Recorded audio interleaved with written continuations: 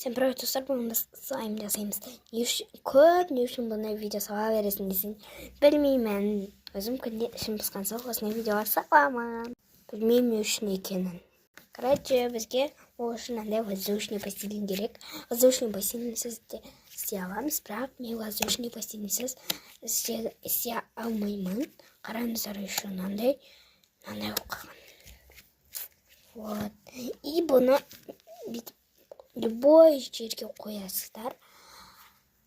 Так, столға ыдысқа салыстыр, мен столға қойып жатырмын. И мынандай кәдімгі әшейін мынандай су керек болады. Бұдан біз 3 қасық су саламыз. 1, бүкіл жеріне салу керек. 2,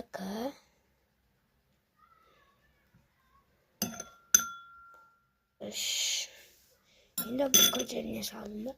Енді бұны қазір біз араластырамыз. 3 қасық су қажет.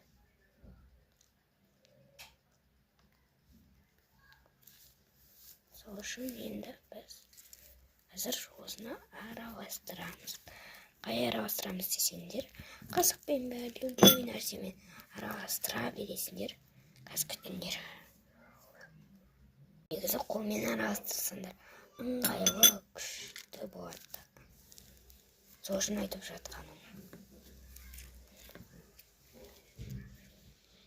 Ең соңғысында ғана не қыласыңдар ғой.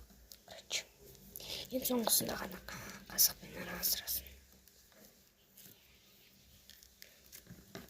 Көп араластырасын, короче. Достары араластырасыздар. Достар, қолмен араластырсаңыздар ыңғайлы болады. Енді бұны қолмен араластырасыздар. Қолмен араластырған соң енді көпіршік қосамыз. Андай көпіршік қосамыз, біз көпіршік жасадық. Енді қазір мына араластырамыз. Бұны ана үшін араластырамыз. Енді көпіршік шығу керек. Бұдан 5-3 қоямыз.